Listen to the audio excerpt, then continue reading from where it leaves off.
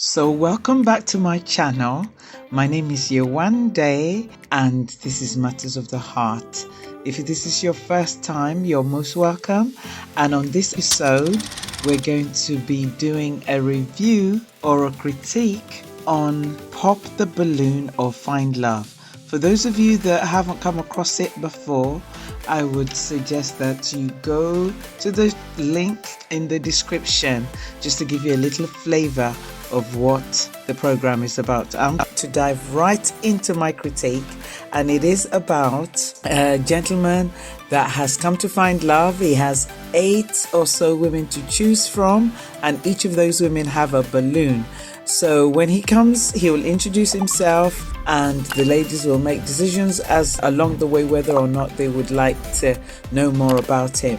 So Stefan has come on and he's given a little description of himself. What is particularly fascinating about this guy is that not many of the women actually popped their balloon. I think only one did, which means that's usually a good sign. So it meant that the ladies found his physically pleasing to their eyes. But what was interesting about this particular person was that he had very good questions that he was asking the ladies as part of his decision-making process, because he had he had many choices.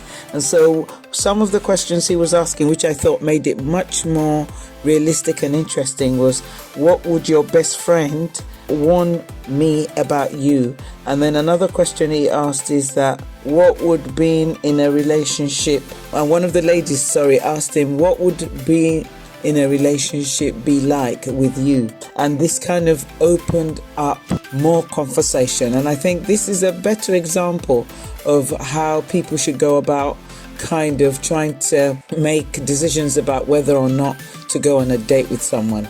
If it wasn't that it was physical in real life, we were looking at each other, these are the kinds of questions we would be asking each other, say on the phone.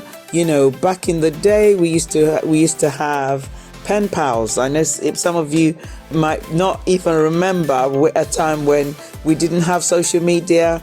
We had pen pals. We had friends that we wrote to each other back and forth, and there was a time as well when telephone was the main way of communication before the internet and online and FaceTime and all these other things came on board. And so these would be the kinds of things I believe we would have been talking about. What do you like? What are your qualities? What makes you happy? And I think, how many children would you like? Do you have children? And these were some of the things that came out of this particular search as Stefan was looking for the right ladies to date on this particular episode. However, the end of this segment, what was disappointing about it from my viewing it, was that he ended up not having anyone to date because of distance. He wasn't interested in dating someone that was what he perceived to be too far away.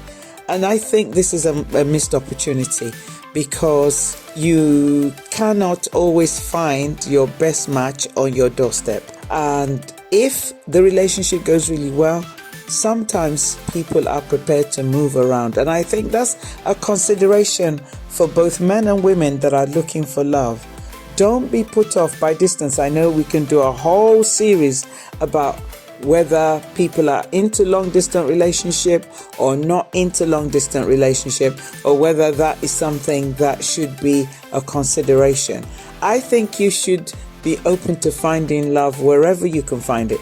There are some places, for example, I know this is predominantly an American program, but the principles cut across board. If you are in an environment where there's predominantly one sex or the other, for example, you should be prepared to move where you're going to have more choices.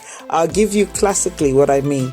There's quite a lot of single ladies, for example, that in places of worship like a church where there's predominantly women in there. If you have predominant women in your church and you're looking to go on a date with a man, your choices are limited in that environment. You might need to consider moving. Not necessarily leave your church, but making your pool wider. I'll give you another example. There are some states that are known for having more men than women.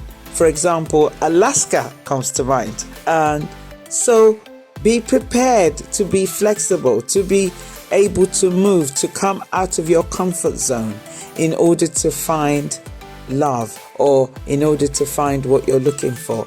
I remember when my husband and I were talking, when we were initially talking, yes, we were both based in the UK, but I actually met him online on a dating app, to be precise. Now, this was definitely outside of my comfort zone. It was outside of my culture zone.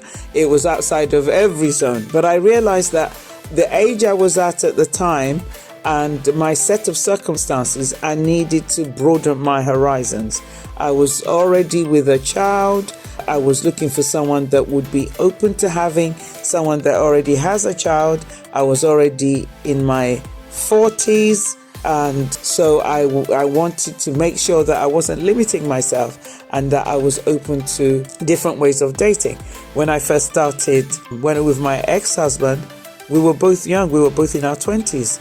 I was in university at the time when I met him. So there was a big pool. I was in an environment where there were lots of, people, lots of matches, and we were all at that same age, all of us single with no children. So don't limit yourself. This particular guy, Stefan, he's in his 30s. Most of the women that he was considering were in their 30s, and he's ended up going home without a date because, the one that he really liked was too far away from where he felt he was at. Well, there's so much more that you can begin a relationship with than physical space. There's that getting to know one another, which can be done online to start with, talking regularly, getting to know each other, traveling occasionally to meet up for a date, I think is very much in order. He could have just on that first date decided that, are you still around? Because he clearly may have traveled to where this particular show was being filmed for he to appear there. He made an assumption as well that all the ladies that were there, looking for love would all be just from around that area. I don't understand. I don't know whether it was being filmed in New York. I believe he's from New York. But this is potentially something that would stop you from exploring the possibility of getting someone if you are too fixated on a particular area. In my opinion, I believe people are prepared to move if necessary. We move for a job, don't we? If we got a job, if you've been looking for a job in your area for years and you can't find one, and then you find one in a different state, you would move, surely, for the sake of having an income.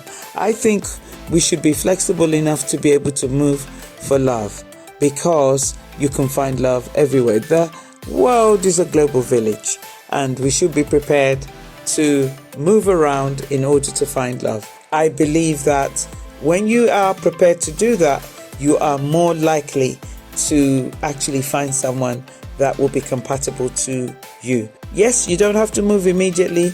You can build up a relationship. It takes time, and a relationship of a lifetime might start with you just being able to take that first step of faith of, okay, let me just see if I can connect with this person, regardless of where they're from, because the relationship is not all about physical proximity. It's about connecting spiritually. It's about connecting emotionally and intellectually, and then the dates can be arranged ahead of time where you can both meet up. So these are food for thoughts. It'd be interesting to have your thoughts about what you think about this, whether you are prepared to move for the sake of a relationship, or if you are just very much someone that would just look within your physical proximity. Do you have a physical proximity space? Is it 2 miles, 5 miles? Are you prepared to travel? Let me know your thoughts in the comments.